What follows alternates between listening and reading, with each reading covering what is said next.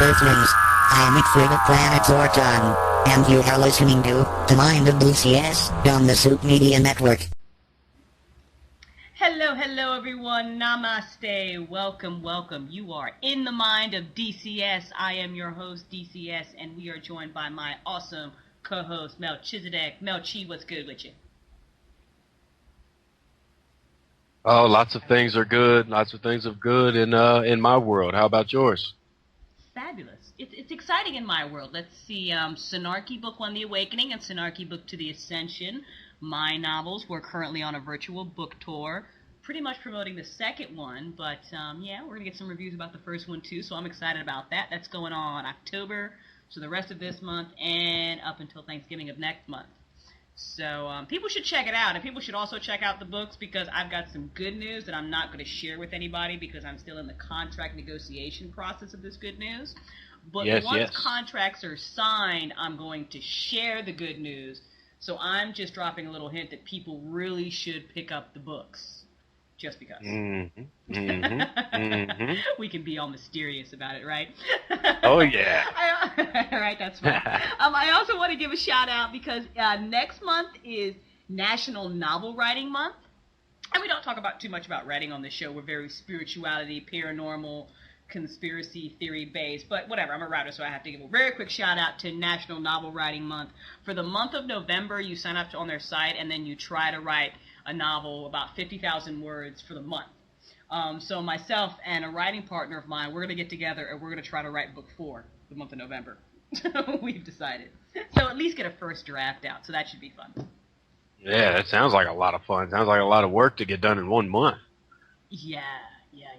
Well, it took me 3 months. It took me 2 months to get out book 2, just to write it, and then you go through all the editing processes and stuff. So it turned into like a 9-month process, but it took about 2 months to write it. So we'll see if we can shorten it up.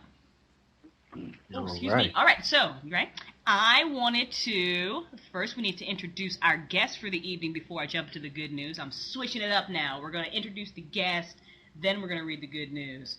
Because I don't want my guests to just be sitting on the line waiting for what's going on. So, ladies and gentlemen, tonight we have Richard Gage AIA. He is a San Francisco Bay architect and a member of the American Institute of Architects, and he is the founding member of A&E 9/11 Truth, and that is Architects and Engineers for 9/11 Truth, and that is going to be our topic tonight. It's a very, very important topic, and Richard has some fabulous, really thought-provoking information that I think everybody needs to hear that he's going to share with us.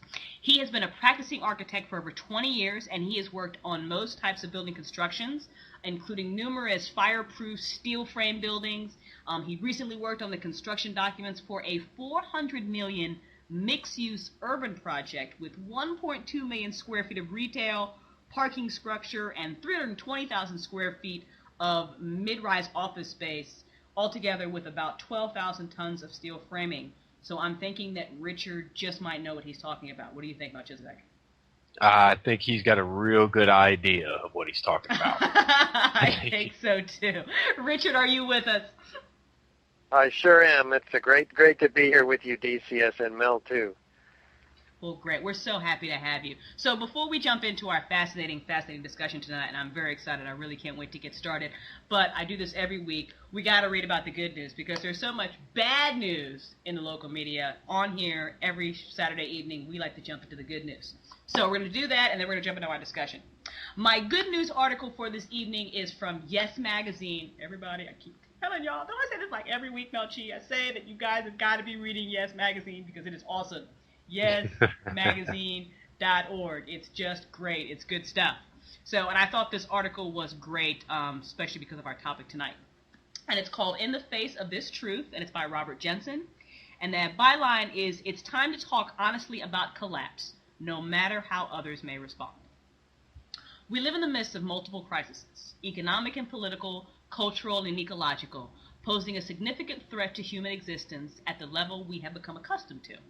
There's no way to be awake to the depth of these crises without emotional reactions, no way to be aware of the pain caused by these systematic failures without some kind of dread and distress.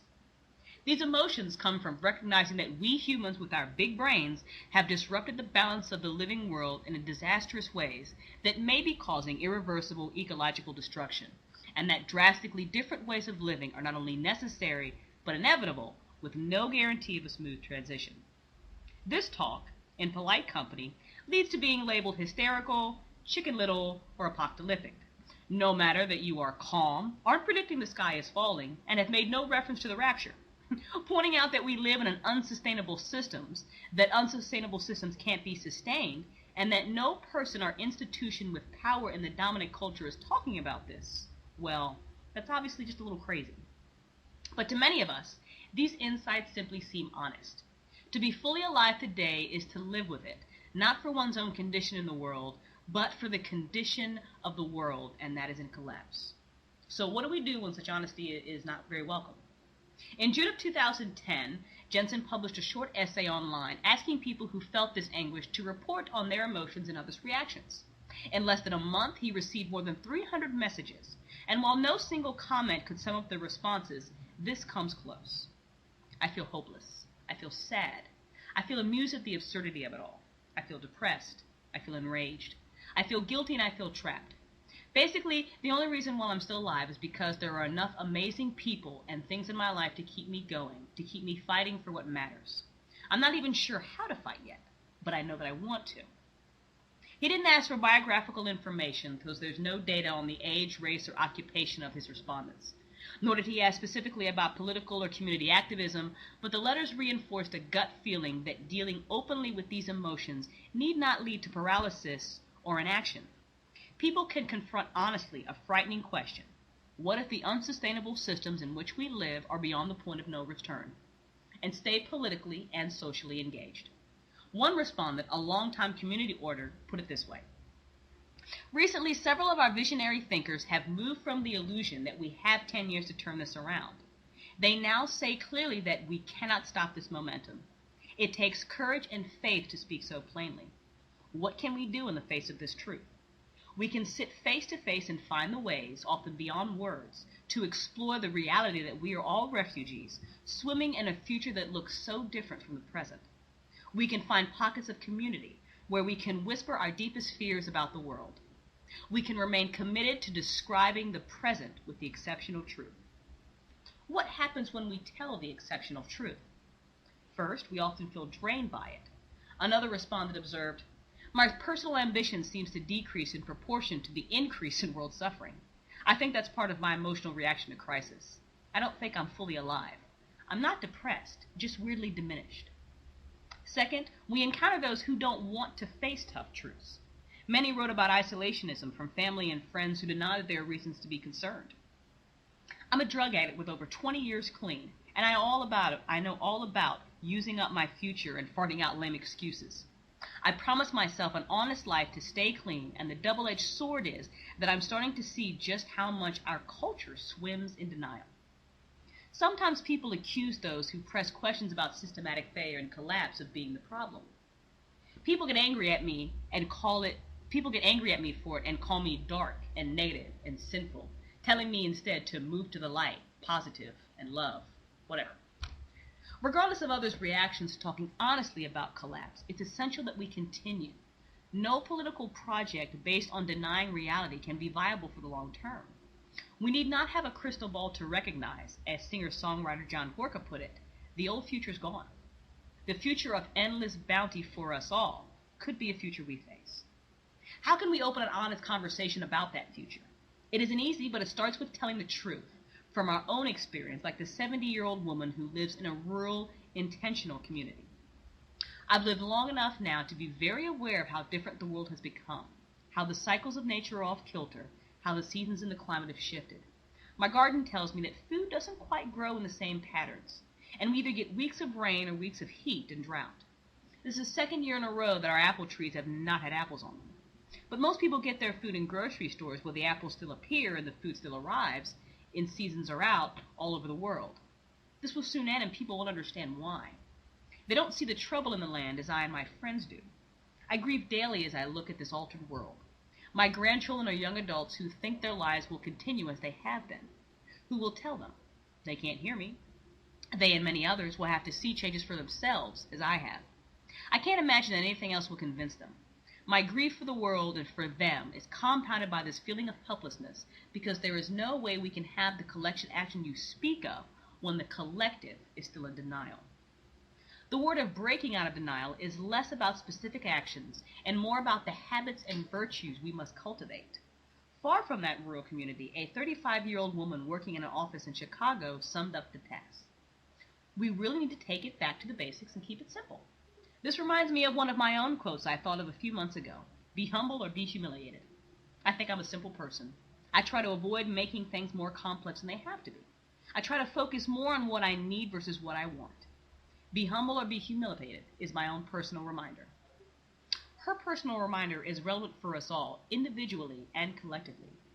Humanity's last hope may be us embracing a deep humility, recognizing that our cleverness is outstripped by our ignorance. If we can become truly humble, we can abandon attempts to dominate the living world and instead begin to find our place in it.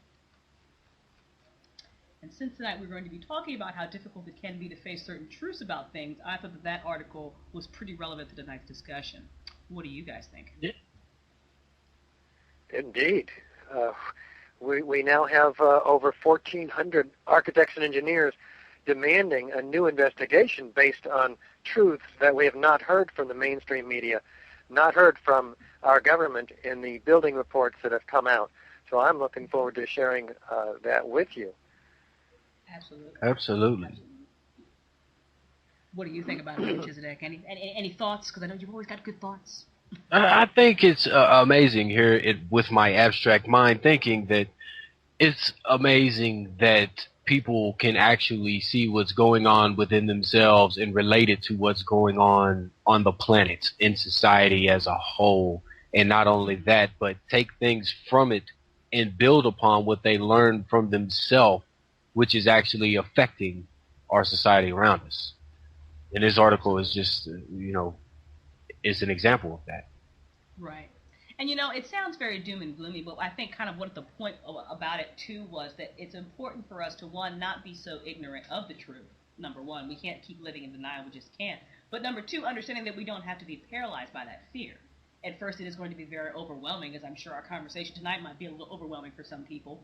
But at the same time, there are things that can be done. There is action we can take. We are part of this, and while we're part of the problem, we also are very much part of the solution. Mm-hmm. And I think it's important for people to remember that. So, yeah, and we'll talk about those actions. They really do empower people. The truth empowers people. It can be disempowering at first, realizing the implications of truths, such as the controlled demolition of the Twin Towers.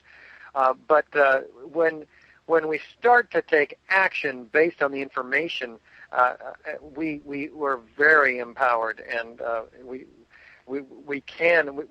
It's not just us against them. It's truth, and it's just truth. It's not even dualistic. It's not even truth against the lie.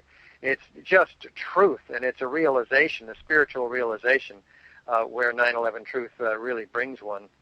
Mm-hmm. Well, the truth shall set you free is a very famous quote. And not only that, but we also have to remember, too, that when a lot of people speak of truth, that is a perception of one. And one truth, one individual's perception of the truth could be different than someone else's. But when we're talking about what we're talking about tonight, there are certain truths that are empirical, I guess I should say.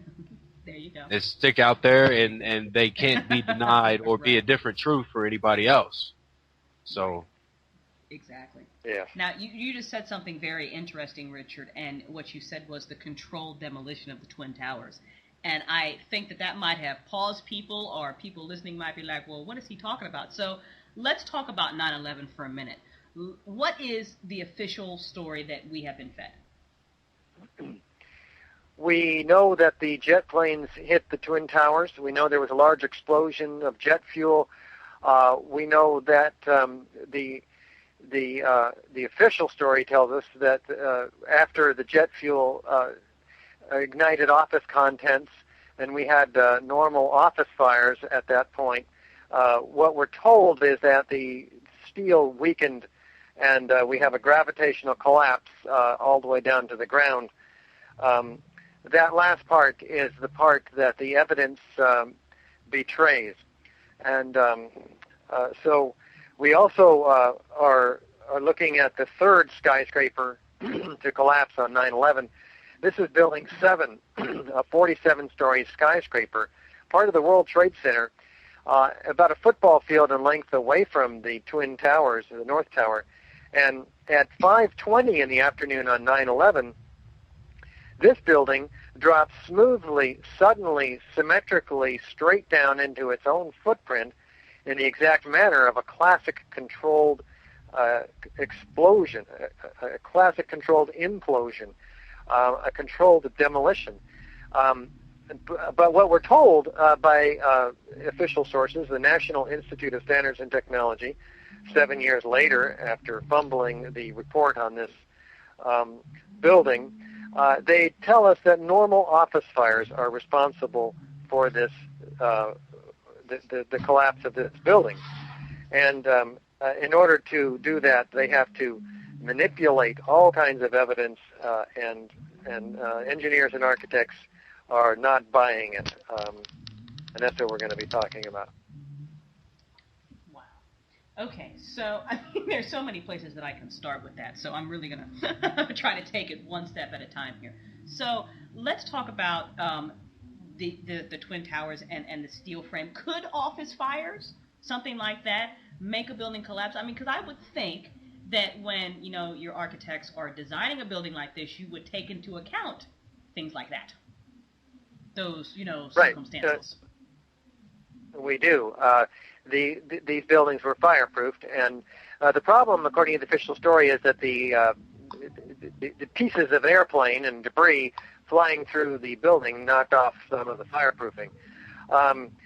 We don't argue that point. What we show is that we have the behavior of the Twin Towers telling us exactly what happened. In fact, we're told it's a gravitational collapse, but we would expect about 110 floors down at the bottom of each of the Twin Towers were that the case. Guess how many we see down there? Not 100, not 50, not 10, not even one floor stacked up in the photos and videos. What we see is a two-story pile of debris, core columns, perimeter columns, etc. The problem is that we're missing 110 floors of about 90,000 tons of concrete down there, 220 acres of metal decking, 10,000 floor trusses, 10,000 file cabinets. All these things are pulverized in midair in these volumes of pyroclastic-like clouds with hot gases and suspended solids, just like in a volcano, with geometrically symmetrical, almost like fireworks, upward, outward, arching streamers. Anything but a gravitational collapse. It just simply doesn't look like that. And there's these pieces of metal filings in all the World Trade Center dust from all of this metal that's missing, along with the concrete powder. They also find, curiously enough, small, previously molten iron microspheres in all the dust. USGS finds these, R.J. Lee. They are evidence of temperatures exceeding 3,000 degrees. And they're iron. It's not melted steel. So where did all this previously molten iron come from? Well, there's so much evidence of explosions in the Twin Towers, including, by the way, isolated ejections 20, 40, 60 stories down below the so-called crush zone. These ejections of pulverized building materials that occur at 160 to 200 feet per second. These are clearly explosions. And we have the lateral ejection of perimeter wall units from the Twin Towers at 70 to 80 miles an hour, exiting laterally at those speeds, instant speed laterally, and those land over 600 feet away. So this, in addition to the behavior of the upper portion of these buildings above the point of jet plane impact, we're told that this 15-story section, in the case of the Twin Towers, drove the rest of the building down to the ground. But the problem is that that's not what the videos show. It has itself been destroyed or disintegrated in a little mini implosion in the first 4 seconds. After that, there's nothing available to drive the rest of the building down to the ground.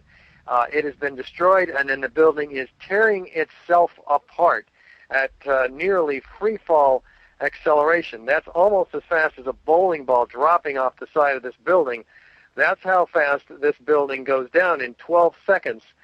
These buildings are completely destroyed, dismembered, and this occurs without any jolt at all. That is to say, if the upper portion of this building was to strike the lower portion, there'd be an impact, there'd be a slowing down, and that's not what we see, or that's not what physicists measure. They measure the uniform, steady acceleration straight down through what was the path of greatest resistance, the 80,000 tons of structural steel designed to hold this building up. In fact, it's 5 to 20 times stronger than it needed to be to hold this building up. So this is all evidence of explosive destruction. And those iron microspheres in the dust are also evidence, because if you had several thousand thermite cutter charges or charges of thermite-based materials in the buildings and under explosive conditions, thermite is an incendiary used by the military to cut through steel like a hot knife through butter. It would release molten iron. That's what thermite does, because it's made up of iron oxide and aluminum powders. And this would be atomized as a liquid molten iron, and then it would cool and fall as droplets of previously molten iron. This is the only rational, reasonable explanation for the ubiquitous occurrence of previously molten iron droplets the size of a human hair that are throughout all that official sources find throughout all the dust. In fact, up to 6% of the dust is composed of this material. So you see why the 1,400 architects and engineers that I represent are so upset and wanting a new investigation, because none of this information is included in the official reports, including the fact that over 118 first responders hear sounds of explosions. They see flashes of light at the onset of the destruction of both of these buildings. These are recorded in the oral histories commissioned by their fire commissioner, Thomas von Essen. Well, that's very, very compelling. Should we call it evidence or proof of something? Just evidence thus far? We call it both. Proof beyond a reasonable doubt, certainly, and supportive of the hypothesis of the explosive demolition. And unfortunately, the dust reveals even more. There is found by an international team of scientists and documented in a peer-reviewed paper the small chips of what amounts to explosives. These are about a 16th of an inch long, most of them, hundreds of them in each of the samplings that they've taken. And these have small, extremely small particles inside these chips, aluminum and iron oxide, as it turns out, at the nanoscale level. These are 1,000 times smaller than a human hair. These particles are intimately mixed and uniformly proportioned to make up thermite. So why is nanothermite composite explosives found in all the World Trade Center dust? This material is the most advanced material made only in the most sophisticated Defense Department contracting laboratories. This was documented by the Lawrence Livermore Lab and Los Alamos Lab in the late 1990s. Yes. We want a real investigation that includes this direct evidence of explosives in the World Trade Center dust. Now, I have a quick question for you that I'm sure many of the listeners may be asking themselves. Is there a chance that, in your perception, your opinion, that for some reason maybe some of the office materials came together, or whatever chemical compounds could have come together at this time to create this thermite dust that you're speaking about? Like, is there any other explanation for it besides what we think is happening? Unfortunately, there's not. The team of scientists who have looked at this, led by Dr. Niels Harrit of Copenhagen, distinguished chemical professor there, chemistry professor, and nuclear physicist Stephen Jones, formerly from Brigham Young University, and Jeff Farrar of Brigham Young University. These individuals and many others have documented this material. You can't have steel falling through the air, scraping against other steel and aluminum, and have that somehow make up small chips of dual-layered red-gray nano-composite materials intimately mixed and proportioned to make thermite. Because it doesn't happen. That's because thermite is specifically made. It's compounds basically brought to an amalgamation, an alloy, if you will, stuff brought together to create something. Well, it's made in extremely sophisticated laboratories. It's not made in a cave in Afghanistan, and it's not made by falling debris from a gravitational collapse. All right. Now, I also have another question. Everyone has seen the footage of the towers after they have fallen. As big as these towers were, and the size of the pile of rubble that you see, sure, it's a very big pile of rubble, but I expected to see a bigger pile of rubble. Is there a reason then besides a lot of it turning to dust? I mean, it didn't look accurate to me. It didn't look like the whole building when it was all on the ground. The building's been distributed over a 1,400-foot radius. 98% of the materials in this building, the floors, the contents, and everything else, is blown outside the footprint of this building. This is just the opposite, as you're suggesting, of what you would expect in a gravitational collapse, which it's never happened before in history, as a matter of fact. But this is what we find: mid-air pulverization, lateral ejection, incredibly huge mushroom clouds dispersing this material out. This is in and of itself a cause for investigation. Yes, you said the magic words I was looking for. Exactly the opposite of what you would expect for what happened. Yes. That's right. And then in addition, finding these, the first responders find pools of molten iron. They say steel, but it turns out to be molten iron, underneath all three high-rises.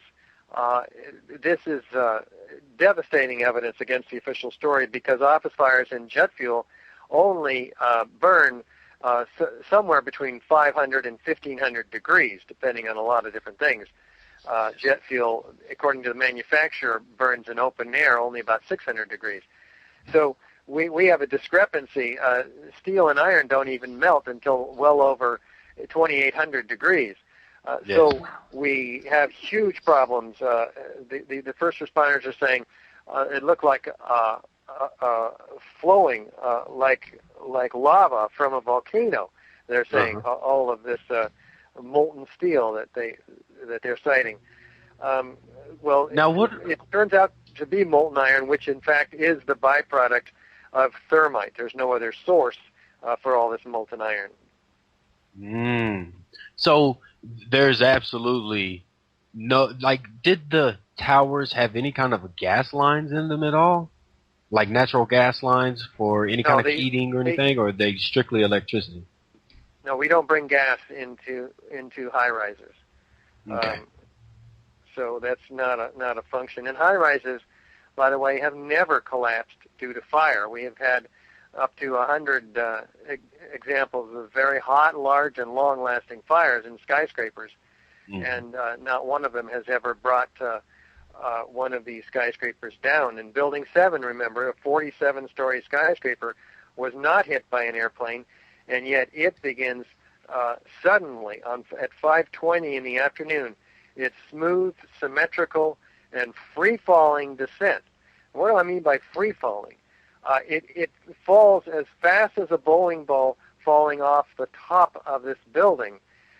In other words, there's no resistance from any of the hundreds and hundreds of columns in the lower portion of this building, all of which are designed, of course, hold this building up and are 5 times stronger than they need to be in order to do just that. That's the safety margin.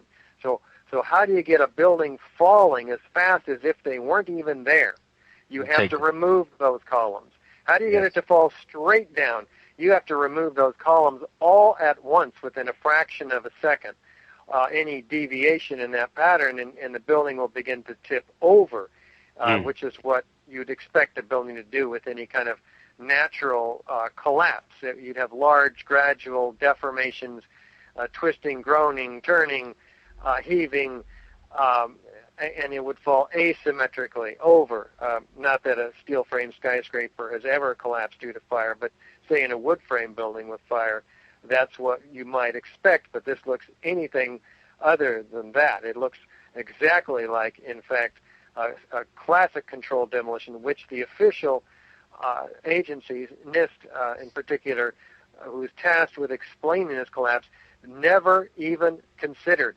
They did not look at the hypothesis of the classic controlled demolition, even though that's the only way skyscrapers have ever collapsed before.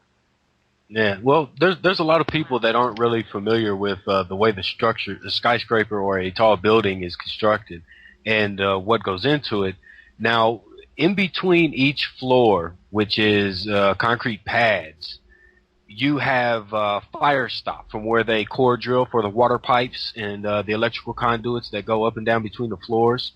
Now, that fire stop is meant to actually stop fires in between floors. There's not many areas that could actually, fire would actually be able to transcend floors, correct? There's not many areas that what? The fire would be able to transcend floors, go from one floor to another and catch the next floor. Yeah, but fires find ways of doing that.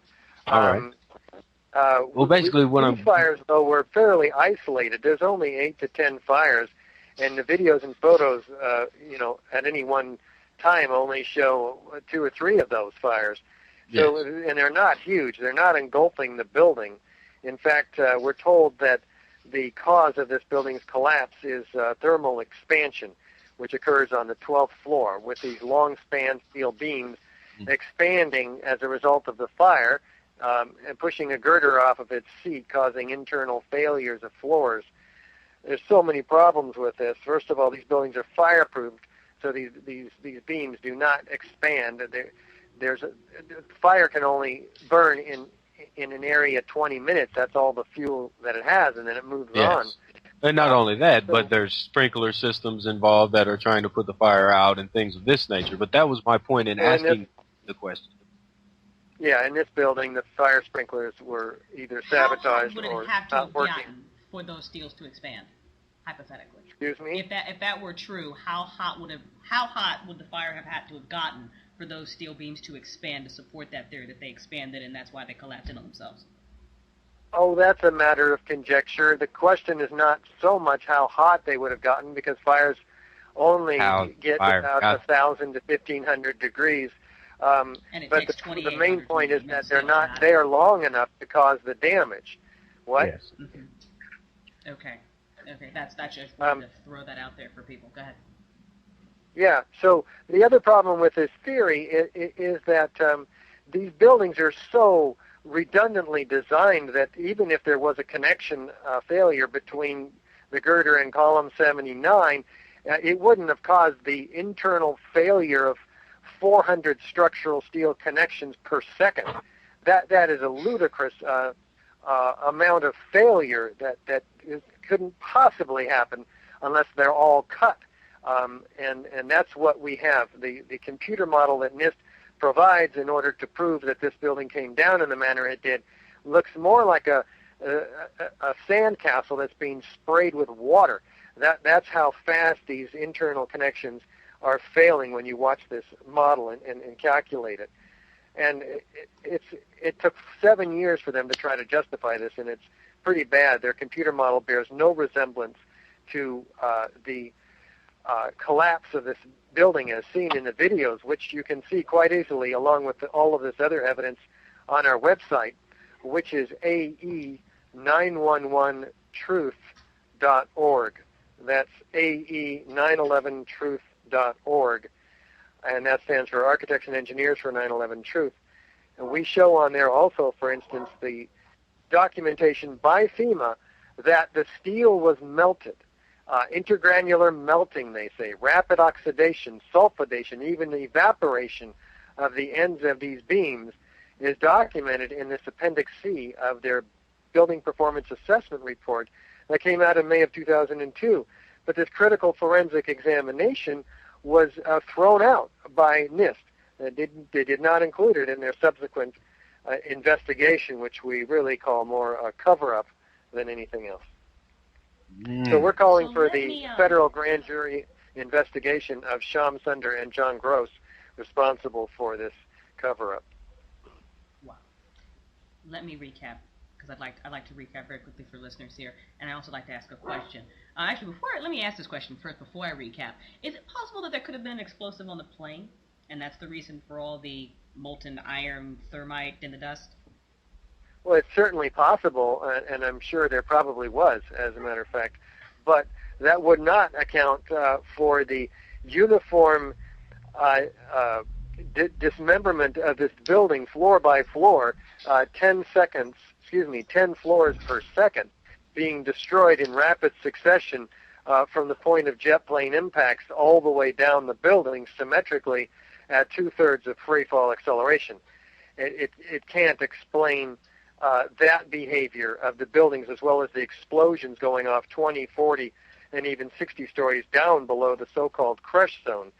These are squibs or isolated explosive ejections that are clearly the results of explosives, because as opposed to air, we're told these are air by NIST, but they're pulverized building materials, and they're occurring at 160 to 200 feet per second, which is clearly explosives.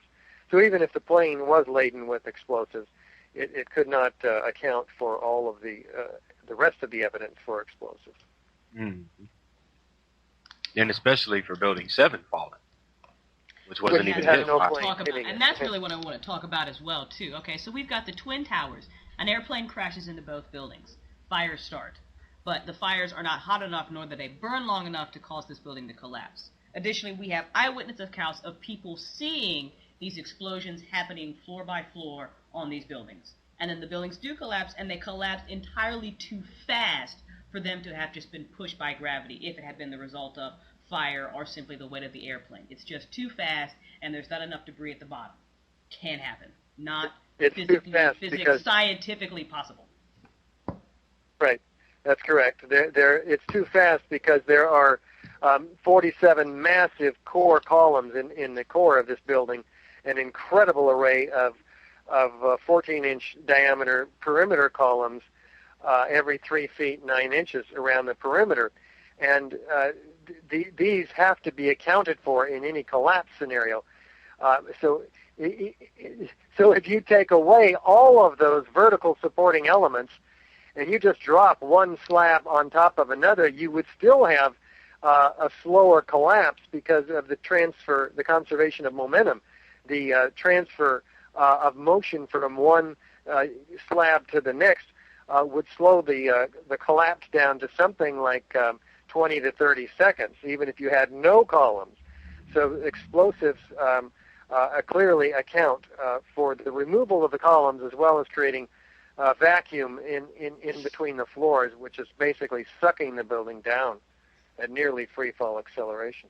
So I kind of have a question about that some of the listeners may be wondering themselves.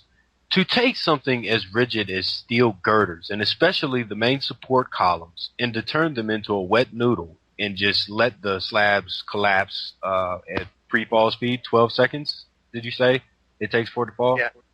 That's the what is it that you yourself think actually happened to them? Do you think that nanothermite was used on different levels of it and hit simultaneously, set off simultaneously? Is that basically where we're going with this? we have evidence of explosive nanothermite in all the World Trade Center dust. Yes. We don't have evidence of high-energy explosives like C4 or RDX, although those may have been used too, because this is a very explosive event with these incredible lateral ejections in a 1,400-foot debris radius and the pulverization of 90,000 tons of concrete. We know that there are explosives up there. We know that nanothermite composites, which, by the way, this red layer is composed of a layer of organic material, oxygen, silicon, and carbon, and it provides the gas overpressure work that the small particles of nanothermite react with to create that explosiveness. So what we don't know is how all of this was applied.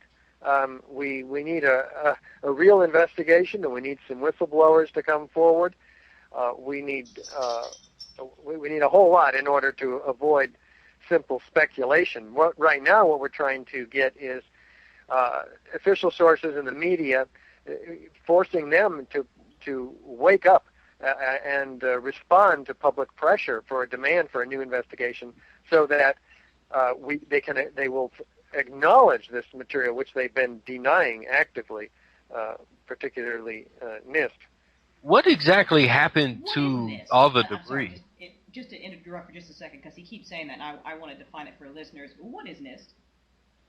NIST is the National Institute for Standards and Technology. They're tasked with explaining these 3 high-rise collapses. And they've created reports that are nothing more than massive cover-ups and scientific fraud. And that is documented very well on Jim Hoffman's excellent website, the 911research.com, 911research.com. Good information. Go ahead, Scott. So it's also interesting in Building 7, the foreknowledge that is evident. This building, it was announced at 5:20 in the afternoon. 5 o'clock in the afternoon, 20 minutes before it actually collapsed. The BBC announces the collapse of this building, and they give us the reason. So, what is the reason? Because so we've got 2, planes hit the Twin Towers. We've got bad explanations for why they collapsed, but then out of nowhere, Building 7 is suddenly on fire and falling. What's up with that? Well, the beams from the World Trade Center North Tower, some of them hit the building, and presumably, that's the official reason for the start of these fires. Although the worst fires are on the opposite side of the building, on the floors occupied by the Securities and Exchange Commission, which lost thousands of files that it was pursuing against hundreds of Wall Street companies like Enron and WorldCom. So if we're looking for a conspiracy, there's an interesting place not to forget. But it also had in it the CIA, the FBI, the Department of Defense, had several important occupants, tenants, including the 23rd floor, which was the Emergency Operations Center for the City of New York, where this whole operation... What? Right. I was going to say, so you would think that, there weren't morons building these buildings. There's obviously some important things that are being housed in them, so I'm assuming great care would have been taken. Right. So some people suggest that this whole operation, which is an inside job of some sort, black operation, was being run out of the 23rd floor of the building, and that's one of the reasons for its collapse or destruction. We don't know. A real investigation with subpoena power, an unimpeachable investigation with witnesses being offered immunity for their testimony.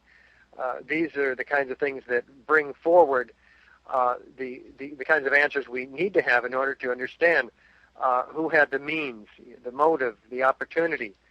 Enterprising criminal investigators and journalists should be looking at those classic means of understanding crimes if they're going to try to understand what happened to the Twin Towers. Who had the access to the buildings? Who was the security company that would have allowed all of these pallets of very sophisticated explosives to enter? Who had the capability of planting those explosives without being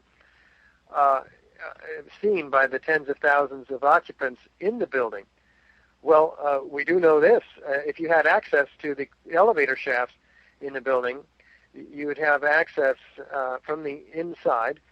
You'd have access to all the core columns and beams in the Twin Towers, and you could plant those explosives without anybody seeing. Of course, if you had an elevator modernization going on the 9 months prior to 9/11, you would have such access, and it would be highly controlled, guarded, and so forth, and under the cover of an operation like that. Well, that's exactly what we had. It's documented in Elevator World, March 2001. And so we certainly want an investigation of Ace Elevator, who had that contract, who had 85 employees in the building at the time of the jet plane impacts, and who fled at the first plane impact, and they were supposed to stay around and help the first responders rescue these victims. Mm. Wow. They are the experts in the delivery systems for the such rescues, the elevators. Hmm. That's crazy. Well, not only did the BBC announce the collapse of this building 20 minutes before it happened, CNN announced it early in the morning at 10:45, announcing the collapse of a 50-story building. There were no other 50-story buildings that came down. The Twin Towers had already both come down. Well, had the World Trade Center come down at that time that they said it came down, it would have been completely obscured in the massive dust cloud of the Twin Towers. We might not even question or have seen the manner in which it came down, which of course looked exactly like a classic controlled demolition. So many think that something went wrong with the detonation system, and it then was brought down later at 5:20 after it got reworked. We have a video that shows, caught on CNN television, policemen and mysterious construction workers saying that building's coming down, referring to Building 7, just before it comes down. Keep your eye on that building. It's coming down. Flame and debris coming down. It's going to blow up. They're saying these things. So all this is available on our DVD, and all this, the rest of this evidence, at ae911truth.org. Wow. I mean, it's blowing my mind because it's so much evidence that points to, the cover story that we were given. It's just, there's no way it could be possible. I mean, it's almost laughable at this point. Like, how do you expect us to really believe it? Like, I don't get it. Well, that's the tough part.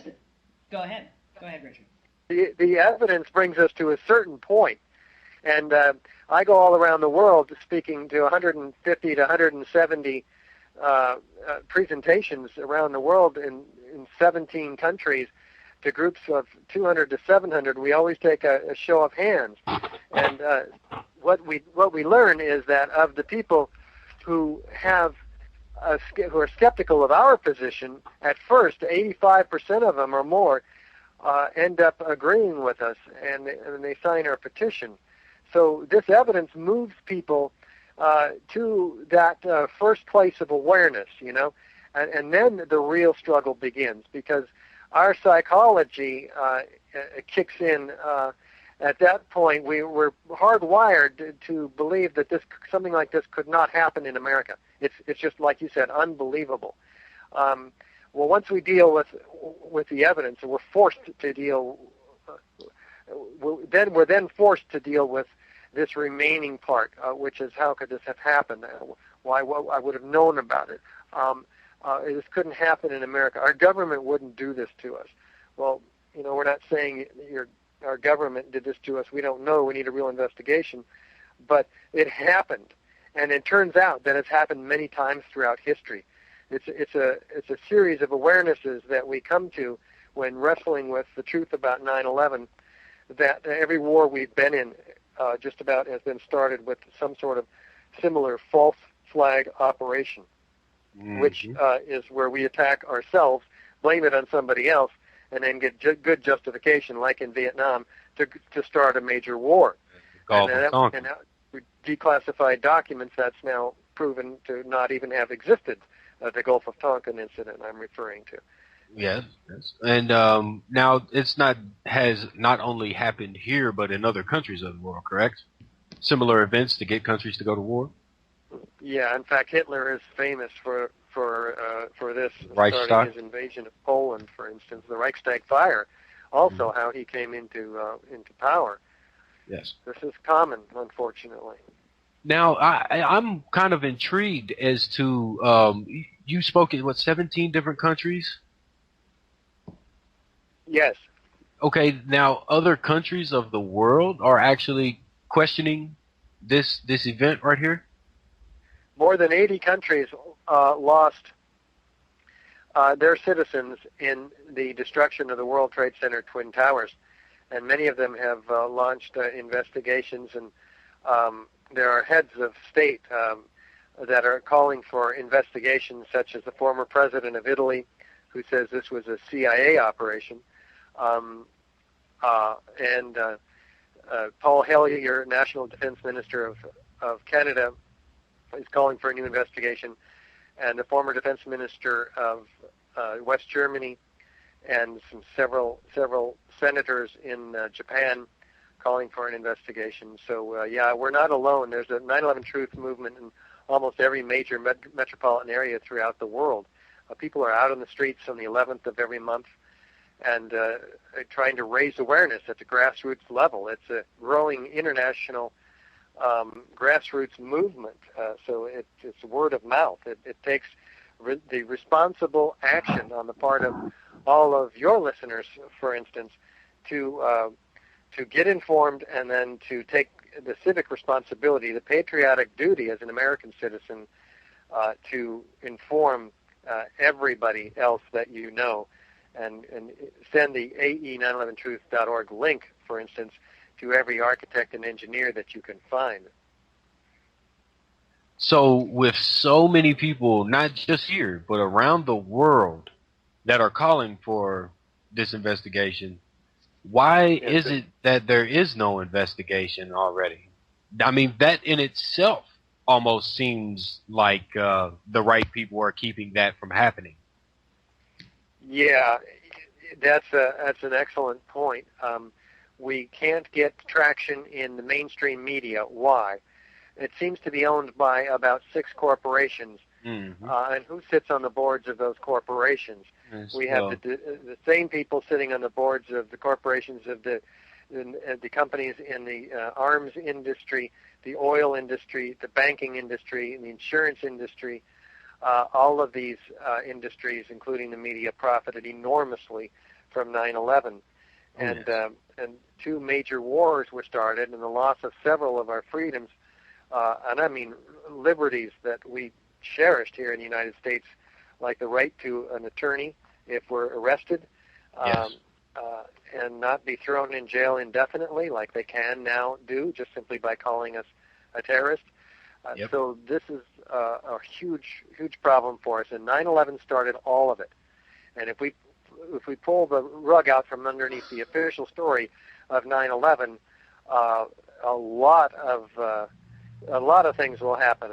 First of all, I imagine that the American people would throw everyone out of Congress who allowed the 9/11 Commission cover-up to happen at all. That would be, and I think that would be an absolute. That would almost be a next morning thing. If the proof was presented to people and there was an investigation, and of course, all of if that was true, I don't think Congress would be there the next day. We would have to elect new. We would have to set everything up anew. We really would. We really would. So let me ask you, Richard, because I mean, this is almost overwhelming, and I can understand that can be overwhelming for people who are maybe hearing this information for the first time. How would you coach someone to take the next step? You know, what I've got this information now. What do I do? What do I say to the skeptics, to the people who think that anybody who says that 9/11 was an inside job or that there's no way the official stories are correct? I mean, they call us conspiracy theorists. We're whack jobs. How dare we? People get really upset when you talk about 9/11. So how do we combat that? Well, the good news is that you have an organization of more than 1,300 architects and engineers who are fairly well together in terms of putting together a body of literature, a newspaper that can be handed out on the street or to friends for the cost of less than a postage stamp, cards, brochures, DVDs that can be purchased for as little as $1.50 each. There are tools that explain this in very easy to understand and yet scientific and technically based. In other words, it's not conspiracy. We don't offer conspiracy theories, and so it's pretty difficult to call 1,300 architects and engineers conspiracy theorists. So you can obtain this material in our store at ae911truth.org, and you can hand it out, and it makes it so easy. And so we've gotten great reports on what people say about the materials, about the organization. So we have over 100 sustaining supporters now that enable me to work on this full time. I don't even have time to work as an architect anymore, even though I'm earning half the salary. I'm working twice as hard and having 4 times as much fun because I'm trying to save my country. The people responsible for 9/11 are warning us of another 9/11, far worse than the last. Yes. And so we don't want that to happen. We don't have much time. We've got to wake up the American people before it's too late. So that's what you can do. I have a quick question for you. You keep referencing 1,300. Is there a growing number? Like 1,300, was it only 1,200 so many months ago and 1,100 so many months before that? Like, is this a growing number of accredited individuals? Yeah, every day we get at least another one, 7 or 8 a week. It's definitely growing. It's growing faster and faster as well. And these are individuals from all over the globe, right? Yeah, they are. Most of them are from the United States, but we also have many foreign architects and engineers. We verify them very rigorously, requiring diplomas or licenses. Yes. They have to be accredited, in other words. Yes. All right. Wow. My mind is blown. I want to take the opportunity to open up the call lines here real quick, and if anyone has questions for Richard, they can certainly give us a buzz here at 504-267-1947. If you have a question for Richard, give us a call now. I will take them until my computer blows up. This is really great information, and it blows. I mean, we've got 1,300 verified architectural and engineer professionals that are telling us that the truth about 9/11 that we have been told to believe is not the truth. That just Richard, let me ask you, how did you even get involved in this? Did you just watch what happened on 9/11 on your TV one day and just realize, wow, no way? No, I'm not that bright. I was in shock like everybody else on 9/11. I didn't know what I was looking at. We had never seen a building destroyed like the Twin Towers. And so we've never seen a classic progressive collapse either. We didn't know what to compare it to. We didn't imagine that it could have been blown up in addition to being hit by airplanes. So it was 4 years before I heard on the radio David Ray Griffin on KPFA here in Berkeley, California, Free Speech Radio. He was talking about this explosive testimony from these 118 first responders who were witnesses of explosions at the onset of the destruction of these towers and flashes of light also. So hearing this, it's the first I had ever heard in 4 years of an alternative theory of how these towers came down. And so I checked it out. He was in town that week, and I went and I was just, like you were saying, I was blown away. I couldn't believe it. I did some more research, found out about Stephen Jones, put his website, his PowerPoint together, a slideshow. I took it to work. All these guys thought I was nuts as I was talking about this stuff, but I forced them to come to this presentation because I brought pizza, and so they had to come, and they looked at it. All of them agreed with me after that, 100%. On the first presentation, I had my first 14 architects and engineers for 9/11 Truth 4 years ago, and it's just been climbing ever since. Wow, that's phenomenal. I have a question that I'd like to ask you, because I've heard this, and I wonder if you could verify it for me. I have heard through my own research that the Twin Towers were built to withstand a plane crash. Oh, indeed. This is one of the huge problems of a major high-rise. John Skilling, the actual engineer who designed this, says it was designed to take a hit of a Boeing 707 traveling 600 miles an hour.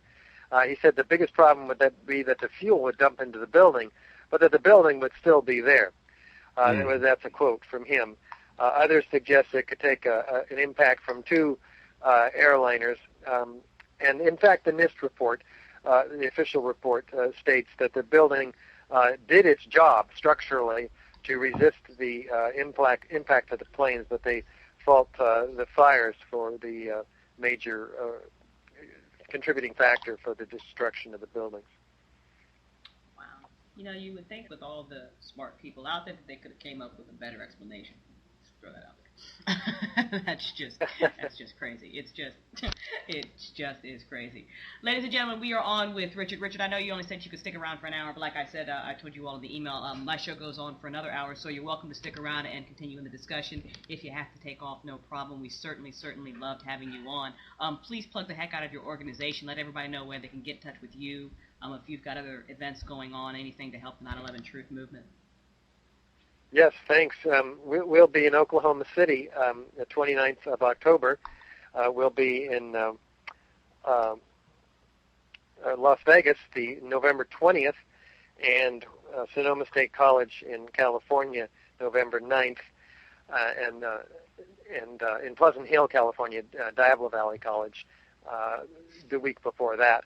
So all that's available. The information about that is on our website, AE911truth.org, and we're going to be going to China after the first of the year, so we're very excited about that as well. Excellent.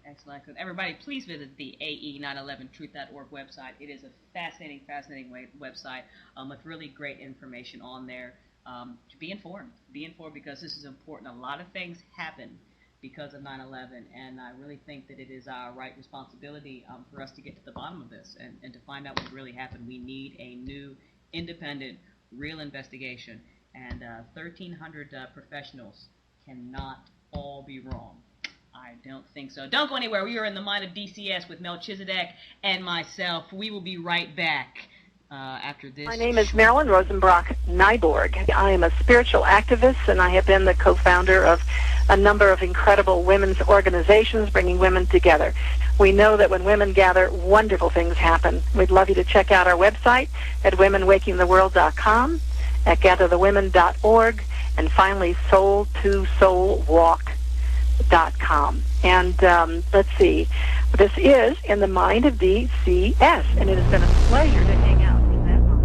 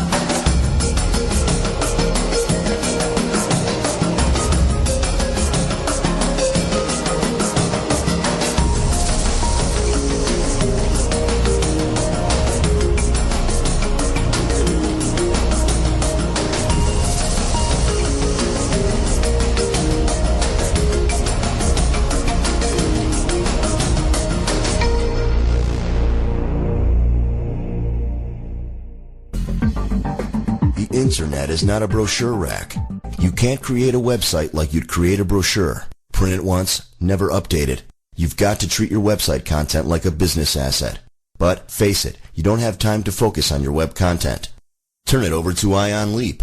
We're an internet marketing agency who helps companies get found by search engines using robust content. Bring your website content to life. Learn more at ionleap.com. Systems are functional. And I'm going to pass the reins to Mr. Jackal, the new king of radio. This is the Oz Man, one of the voices in the Jackal's head. Are we alone in the universe? Now, I'm a voice from the Jackal's head. Let us creature. Is there life after death? I'm Nick Pope, and now I'm a voice inside the Jackal's head. Is the government keeping secrets from us? This is Stephen Bassett, and I am now a voice inside the Jackal's head. Will the Cubs ever win the World Series? I am now a voice inside the Jackal's head. And that was Boy Pie. Who the hell are these voices inside my head? Listen live on the Jackal's Head and find out. Greetings, Earthlings. I am it for the planet Zordon. Watch my friends, Dennis, Crenshaw, and Rick Osman, unraveling the secrets, right here on the Soup Media Network each Saturday at midnight Eastern, 9 p.m. Pacific, and each Sunday at noon Eastern. They will bring you interesting guests and information from all over about or inside your pathetic little planet. Oh my, I've misplaced my tinfoil derby. Are you playing those promos that they gave you? Yes, and we're back on the air. I'm sorry. I pressed the button and then you asked the question. Yes, yep. We were playing the promos. All right, everybody. So, yeah, right? You should have heard we were talking about when I didn't have the microphone button pressed. No, I'm just playing. Welcome back to In the Mind of DCS. You are on with DCS and Melchizdek. We recently just got done talking to Richard Gage, one of the co-founding members of the Architects and Engineers for 9/11 Truth, and we had a great discussion with him about the Twin Towers. And I want to open up this next hour again. If anybody wants to jump in on this conversation, please give us a call. The telephone number is 504-267-1947. You don't have to agree with us. If you have some feelings about this and you would like to express them, you are welcome here. We promise to love you even if you are wrong. But what I wanted to do is, because I found this in my research into 9/11, and I'm not sure that people are aware. Did you know, for example, Melchizdek, that on July 28th of 1945, a B-52 bomber crashed into the Empire State Building? No, I was not aware of that at all. Now, how did a B-52 bomber crash into the Empire State Building? Was it like a routine military operation gone wrong? Or they don't say, and I'm looking at the article here, they basically say that because it was dense fog, the guy flying the plane had dropped the bomber low to regain visibility, and then he found himself in the middle of Manhattan surrounded by skyscrapers. Oh, wow. And that at first, the bomber was headed directly for the New York Central Building, but at the last minute, Smith was able to bank west, and he missed it. Unfortunately, that puts him in line with the Empire State Building. Okay, so a 10-ton B-52 bomber smashes into the north side of the Empire State Building. The majority of the plane hits the 79th floor, creating a hole in the building 18 feet wide and 20 feet high. The plane's high-octane fuel explodes, hurtling flames down the side of the building and inside through hallways and stairwells all the way down to the 75th floor. There's great stuff in this article. There really is. The plane exploded within the building. This woman says that there were 5 or 6 sections where she was tottering on her feet, trying to keep her balance. Then all of a sudden, the office floor is consumed with a sheet of flame. One of the engines and part of the landing gear hurls across the 79th floor through wall partitions and 2 firewalls and out the south wall's windows to fall into a 12-story building across 33rd Street.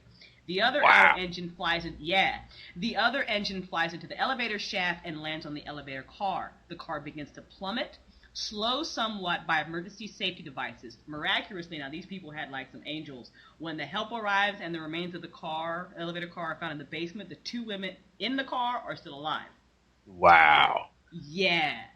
Some debris from the crash falls onto the street below. The bulk of the wreckage remains inside the building. After the flames were extinguished and the remains of the victims removed. The rest of the wreckage was removed from the building. The plane crash killed 14 people, 11 office workers and 3 crewmen, and injured 26 others.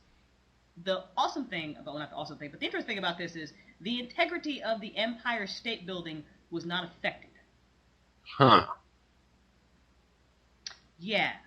That, so this that is raises interesting questions. 1945 that a B-52 bomber crashes into the Empire State Building, does all this, we've got fires, the freaking plane explodes, and the building doesn't fall.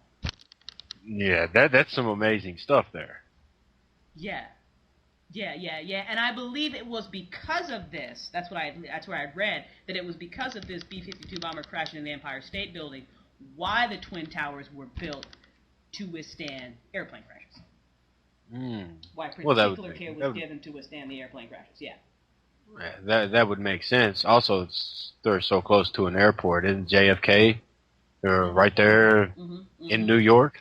I mean... I don't know how far away JFK is, but it's, there's 2 major airports in New York, JFK and LaGuardia. Those are 2 major airports. Yeah, well, I'm sure that any of those buildings have to be built with those specs just in case, something were to happen out of the ordinary, like the bomber that ran into the Empire State Building. Right. It amazes me that we have a previous case of this which did nothing like what this case did. 9/11. It didn't do anything nowhere near the damage that was done in 9/11. I don't, I don't normally go on rants, but 9/11, I get as emotional as other people do about it because so many things happened because of it. Not only did however many people, 2,000 people plus, die in the wreckage, but things like the Patriot Act, things like the fact that we have started 2 wars. 2 illegal wars, because Congress never even gave a declaration of war over this. So now we have our soldiers dying, we have civilians dying, we're still over there causing trouble. For what? For what? For a story that we can't even confirm. Uh-huh. Well.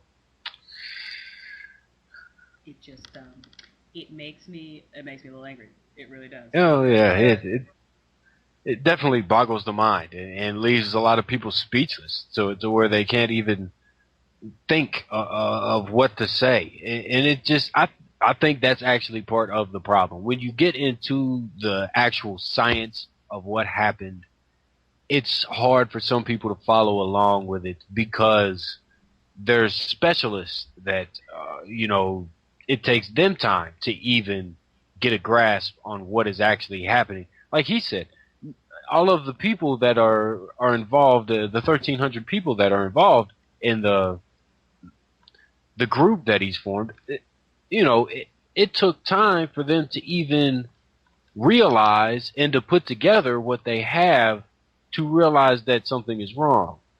So for a regular person to sit and talk about, nanothermite and this and that and this is a result of this and there's no way about free fall. The normal person that works the 9 to 5 doesn't have time to research this stuff, much less have a degree like a lot of these accredited individuals that are in this group right here.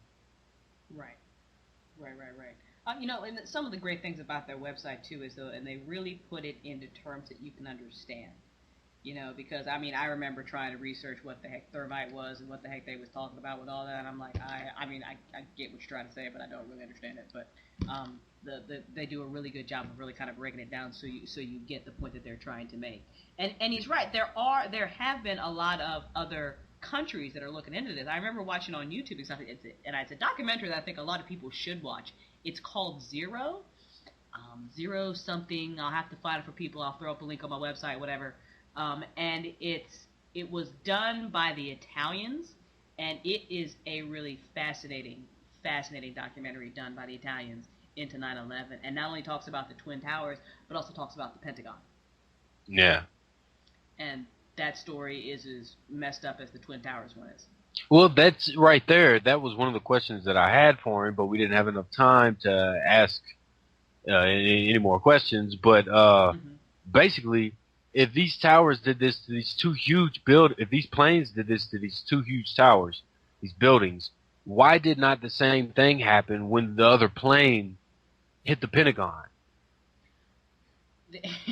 You know, the research that I have read about the Pentagon is a little more messed up than the Twin Towers, so I think I understand kind of why the architects and engineers aren't involved in that one too much, because the Pentagon really does kind of delve into the realm of conspiracy theory, but not too much. For example, there's a lot of eyewitness accounts that the way the plane maneuvered to kind of do its U-turn to hit the Pentagon, a passenger plane that size could not have maneuvered like that.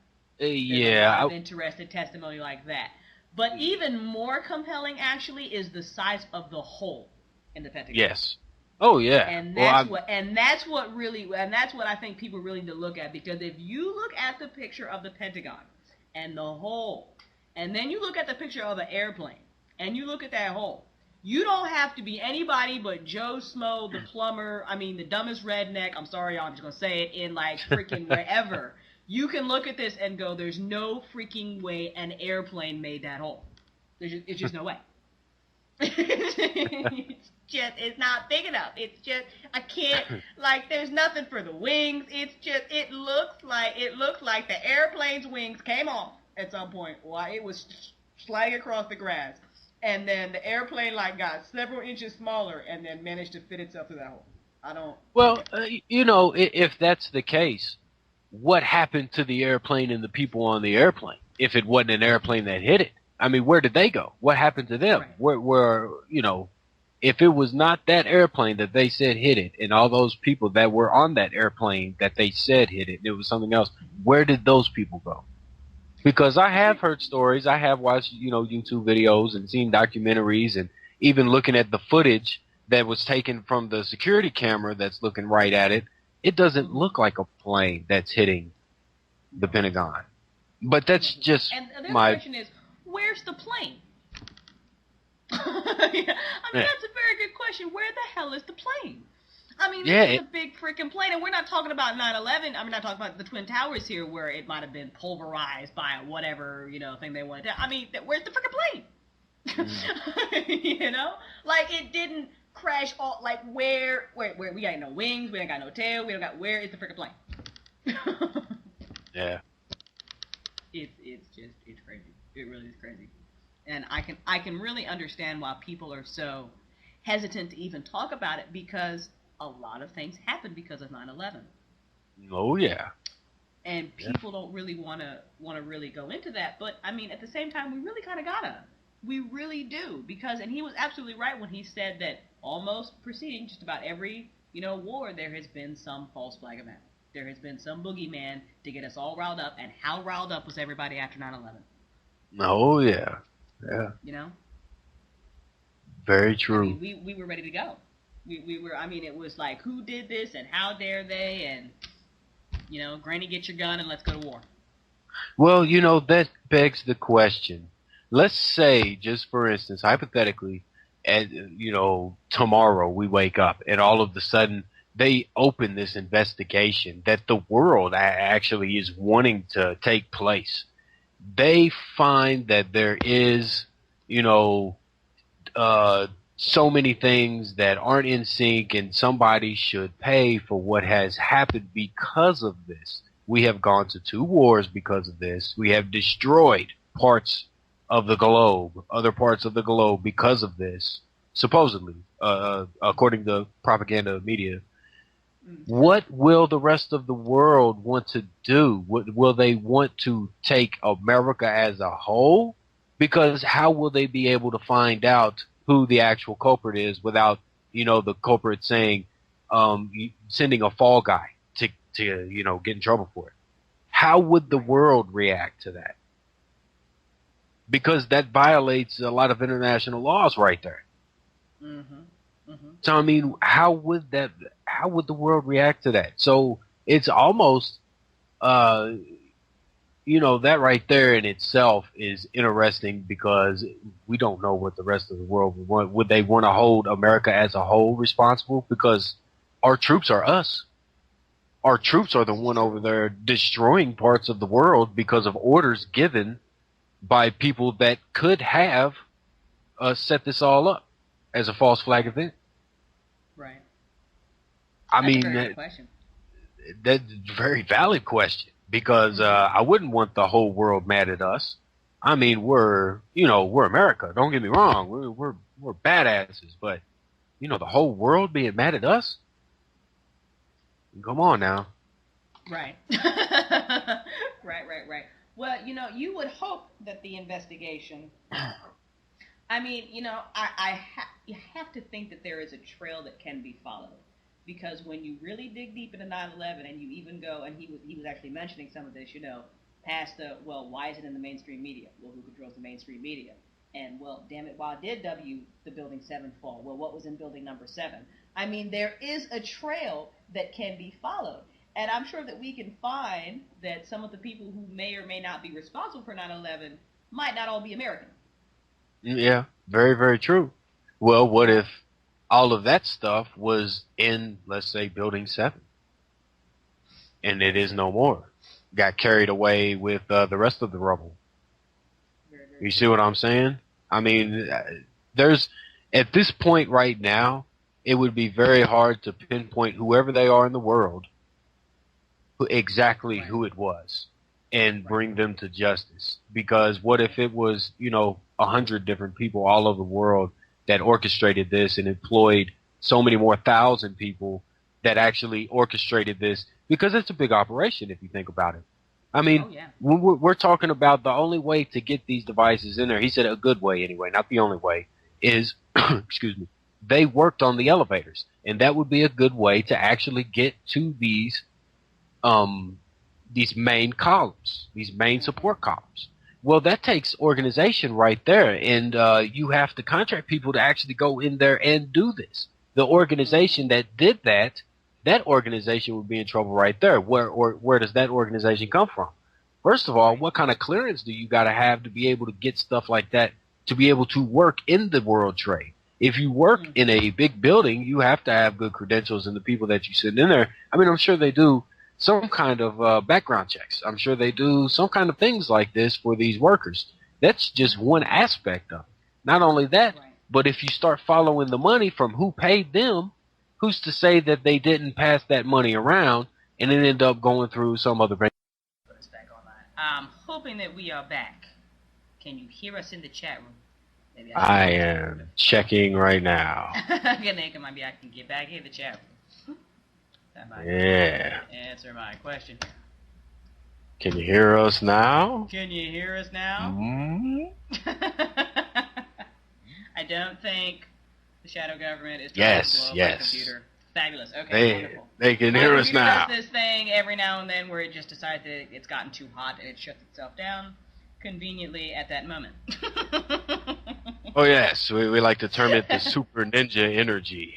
Yes, our Super Ninja Energy has blown up the computer. Apparently, I got a little too passionate about what I was talking about, and my computer could not handle it.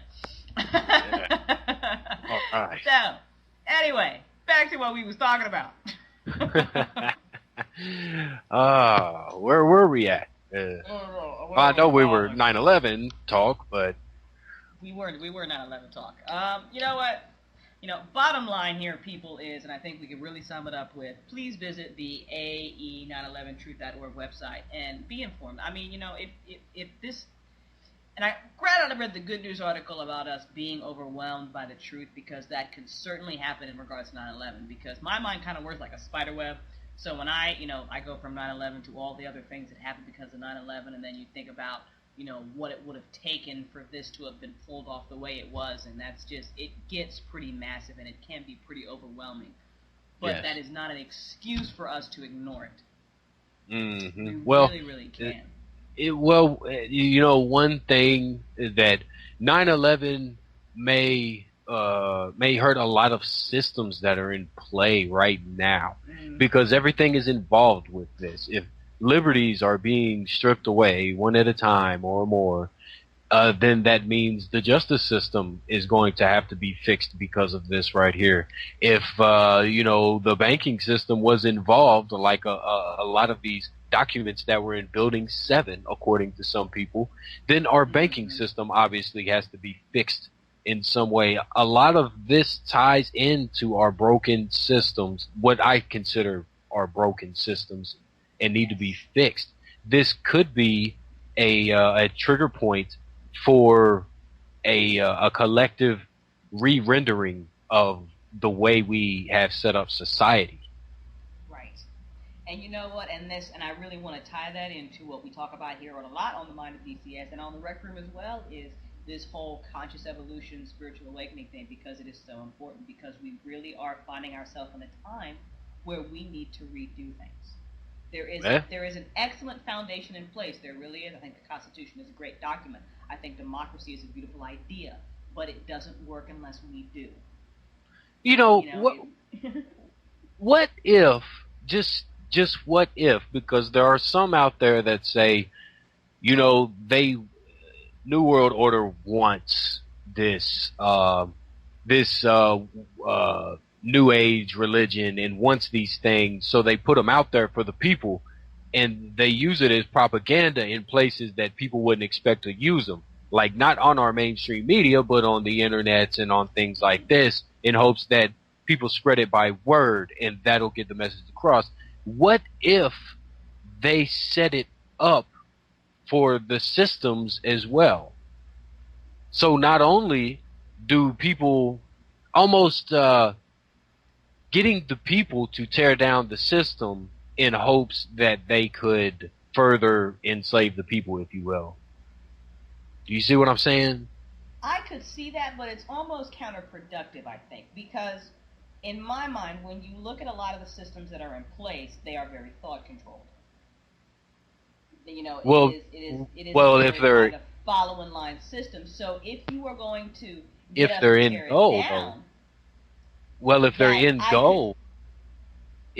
goal is actually to lift people up. Now, I mean, what better way would you get people to stand up on their own? That is true. Very true. What if their aim is not what we think it is, or what a majority of the conspiracy theorists or whatever think that it is? What if it's completely different? I mean, we don't know. As in, what if their motives aren't so bad after all? Oh, yeah, but still necessary evil almost. Yeah, but you also still have to look at what had been done. I mean, people have died because of this. Establishments have been destroyed because of this. So bad things are happening. But what if their goal is to create something else? Because that seems almost like where it's going. Even Bill Cooper stated that the one world religion was this New Age religion that they're bringing about, and this Maitreya is, going to be the leader of this one world religion, or this New Age religion, quote in quotes, of course. I mean, I'm not saying that's what it is, but what if that's their reasoning behind doing this? I don't know what it is. I'm just saying it's a thought for someone to think about anyway. Sure. Well, you know what? That's why when you jump into the spirituality, I think when you look at teachers for this, you need to understand that if a teacher doesn't tell you that, number one, it's all about you and your responsibility and your power and your, brain discernment, what you feel, if there's any spiritual teacher out there in this conscious evolution thing that is toting narrative is the only way, throw them out the window. Immediately throw them out the window. I mean, because that's never what it's not about that. And I can see that because, if you believe in the New World Order and they have their fingers in everything, then, again, it's just a smart thing to do to have your fingers in an upcoming movement like this. And sure, there will be people, because we were talking about on another show that, I think last week we were talking about how, when you jump into the spirituality, you're looking for someone to tell you what to do because that's what you've always been. You're looking for that one awesome spiritual guidebook that'll lay out for you from A to Z, what this is about, what you need to do to step into your power. And what you find, and I think one of the hardest parts of conscious evolution is that there is no one guidebook. You've got to write it. That's the point that's being missed because of the indoctrination, like you're saying. That's the whole point, but they're missing it because of the programming that they've already endured. Which brings up another fact. How else would they get, when I say they, the powers that be, get to their next level if everybody else is staying at the same level? They wouldn't be able to move either. Because power is only given to somebody. They can't take your power. They can't take your authority. You give it to them. So if you become a free thinking, a free living individual and move to this next level, that gives them another way to move to a higher level. In other words, you go to the level where they're at. Right. But they move up. Right. But I would think that once you get to that level, you're at a point of you really are at a point of awakening. You're at a point where you see through the crap, where you're seeing through the lies, and where I'm no longer willingly giving my power away anymore. I'm keeping it. Notice what you're speaking about now. Notice what you're speaking about now instead of money. You're speaking about energy. What is it truly that runs a society? That energy we call fiat currency, a current. Mm-hmm. Now, what is it that they truly crave? Is it the power, the authority, or is it the energy that people give them through the power and authority? Now, if you were to be a free thinking and a free creative individual, you would be producing more of this energy. True, but not for their disposal, because it's there, but for them to tap in it, again, I have to give it away. That's the point, though. And that is the key. Right. If you're believing in this one world spiritual leader and you can pull all kinds of stuff, then yes, you're kind of missing the point, and it's almost like Neo in the Matrix when he figures out that the one was just another form of control. Yeah, it's just changed. And that absolutely could be a point, but I think that the whole point of this conscious evolution awakening, one of the reasons that it's awesome that we're on the air talking about these kinds of things, is to make people realize that don't evolve just to walk into another cage. That's it. Don't walk out of one cage thinking that you're good to go and and you're just walking right into another one. I mean, you've missed the whole freaking point of your whole journey. That's what they say. The best slave is one that thinks he's free. So if you set up this new society where you say, we're telling you that you're free, only you really can't do this. And this new one world system, which is just the same system but a different name, you think that you're even more free. That's what I'm saying by this, right? And that's the next level. It's just a thought that's being thrown out there to be chomped up and spit out. You know what I mean? Look, if these people will, whoever they are, whoever is behind 9/11, will do something so completely effed up as 9/11, I mean, I have no doubt in my mind that they'd have their fingers in a movement as big as this one is getting, and it really is. People don't realize that, but I read, the good news all the time about the transition towns and the people awakening, and it's happening on these grassroots levels that the local media isn't talking about, but it is happening. So you'd be stupid not to try to control this in some way, but at the same time, this is a very difficult thing to control, because it's hard to describe to people, because you really just have to jump on the journey. A perfect example is I recently put up on my blog a whole little rant because Time Magazine did this piece about the world of secret militias in the United States. And boy, you read that piece, and then he mentions Bob Schultz, who is one of the founders of the We the People Foundation, and the way he paints Bob Schultz in this article, if you know this group and you know how transparent they are and what they do, and then you read this article, it is blatant. It is just blatant how the mainstream media tries to twist things and make you see one point of view. And I'm a wordsmith because I'm a writer, and even the wording, it's very, very clever. It is very, very clever, the way he uses words and the way they associate things.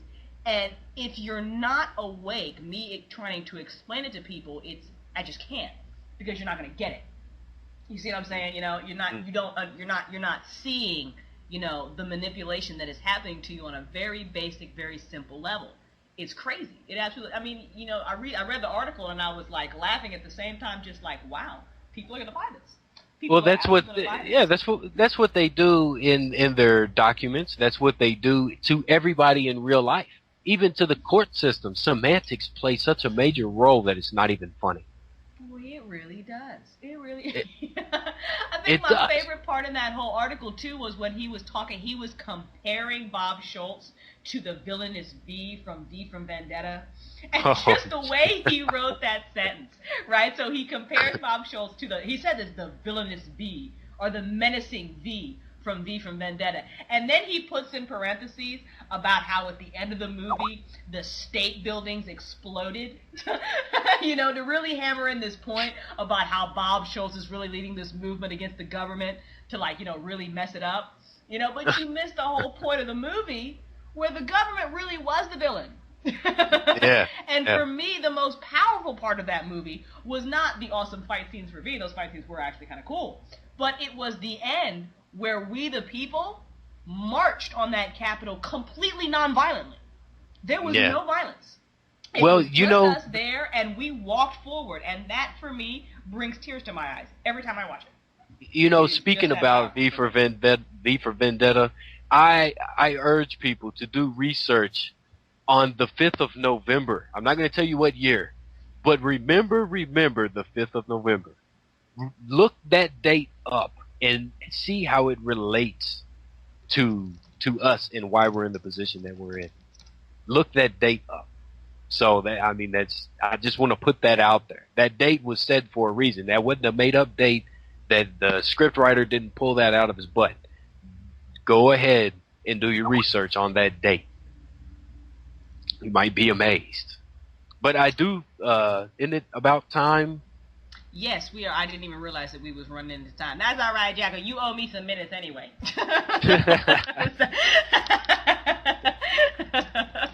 All right. So, everybody, thank you so much for being with us tonight in the Mind of DCS. I hope you have been enlightened. I hope you have been informed. I really hope you will check out the 9/11 movement because whatever emotions you have about this, some stuff happened because of 9/11 people that we allowed because we were afraid, because we believed it, and there's no reason to beat yourself up about it. We simply need to move forward, and we need to move forward in a much more positive light than we have. So, and that it is really important for us to know the truth. That's what I'm going to say about it. So we will be back on Tuesday on the Requiem. Melchizdek promises to be there. We will actually have live Requiem show. It's going to be awesome. We're going to have fun, bringing back the WTF news. And then next Saturday, I will be playing a recording of an interview I'm going to do, but it'll be Cameron Day. He's a great person to help us ascend, conscious evolution, all that good stuff. We'll be back to that. And at the end of the month with our roundtable. So I don't know who we're going to have on. I'm going to find somebody. Figure it out. So that's all I got. What do you got for everybody, Melchi? Much love, peace, and blessings to all the entities out there everywhere. That's what I got for everybody. I love it. Love and discernment, people. Love and discernment. I am going to sign off. Don't go anywhere. The Jackal's Head is next. Where is my outro music? Where is it? Where is it? I'm finding it. There it is. All right. Good night, everybody.